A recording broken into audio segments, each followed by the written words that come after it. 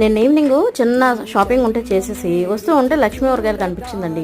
నెల్లూరులో బాగా ఫేమస్ కదా. వెంటనే ఇంట్లో మామిడికాయ పిక్కలు అయిపోయిందని గుర్తుకొచ్చి ఒక పార్సల్ అయితే తీసేసుకున్నాను. మీకు కూడా కావాలనుకుంటే వీడియో పాస్ చేసేసి వెంటనే ఆర్డర్ పెట్టేసుకోండి.